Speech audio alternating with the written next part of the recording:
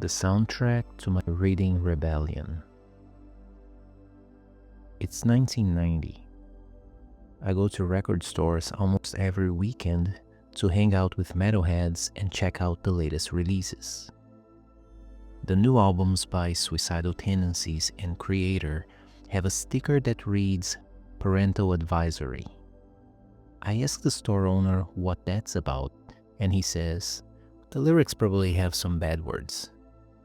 We speak Portuguese in Brazil, so we're not sensitive to bad words in English.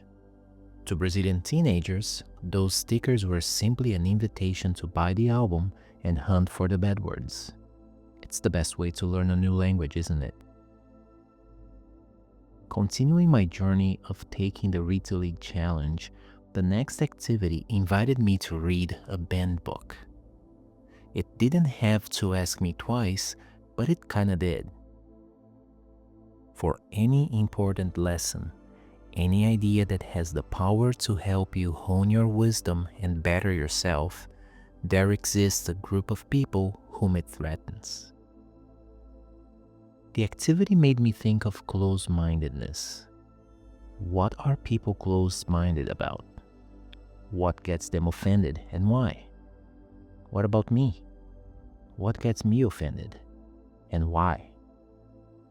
It suggests we research when, where, and why books were banned.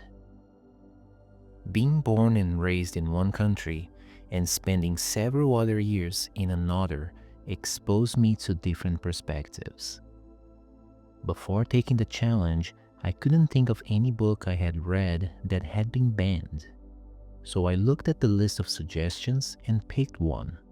Ray Bradbury's Fahrenheit 451. I loved it.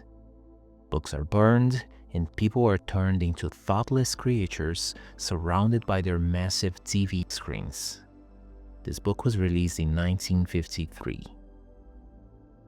My edition includes 100 pages of additional content about the book, and I enjoyed those pages almost as much as the story. When I found a graphic novel version of it, I read it too. When I saw a movie released in 1966 based on this story, you guessed it, I watched it too. I also looked up videos online about the book and found illustrated summaries.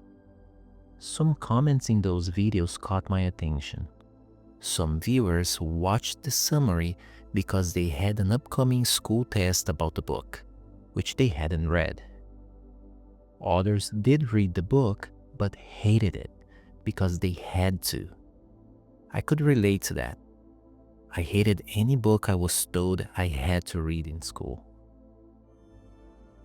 Thinking about my school years, I remember one book I had enjoyed, even rereading it later as an adult. The English title is Captains of the Sands, by Brazilian author Jorge Amado. I hadn't thought of that book in at least 30 years. When I looked it up, I discovered something I didn't know. The book was released in 1937 when Brazil was a dictatorship. Shortly after its release, the book was banned and several copies were seized in bookstores and burned in public squares. Fast forward to another period when Brazil was under a military dictatorship from 1964 through 1985, and the book is banned again. I was born in that period. I had forgotten about that. I have a nude but vivid memory of a quote I read in a book as a kid. I don't remember the book. I don't know how old I was. I remember the quote was the only thing on the page. It said, "Nação desenvolvida é povo que lê," which translates into, "A developed nation is a people who read." Here's a list of so-called banned books I have read as of this writing since taking the Read to Lead challenge.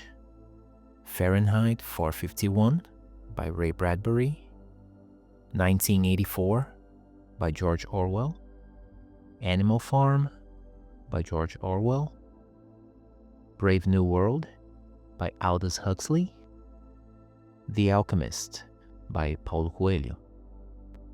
One of the songs I wrote during that period, Divide and Conquer, drew inspiration from that content. Check it out.